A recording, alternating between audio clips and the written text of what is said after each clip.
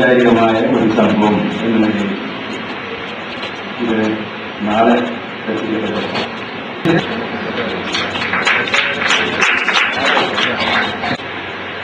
നമ്മളോട് ജീവിക്കണമെന്ന് നമ്മൾ തന്നെയും വേണമെന്ന് നമ്മൾ എത്രയോ കഷ്ടപ്പെട്ട് ഇത് നമ്മളോട് ജീവിതം ഒരു ബുക്ക് എനിക്ക് മാതൃഭൂമിയിൽ ഇത് ഇറക്കപ്പെടുന്നത്. മൈലമ്മ ഒരു ജീവിതം എന്ന പേരിലുള്ള ഈ പുസ്തകത്തിലൂടെ മൈലമ്മയെയും അതുപോലുള്ള ഒരുപാട് ജീവിതങ്ങളെയും വായനക്കാർക്ക് പരിചയപ്പെടുത്തുക എന്ന ദൗത്യം എനിക്ക് കിട്ടിയതിൽ അങ്ങനെ ചെയ്യാൻ കഴിഞ്ഞതിൽ എനിക്ക് അങ്ങേയറ്റം ചാരിതാർത്ഥ്യമുണ്ട്.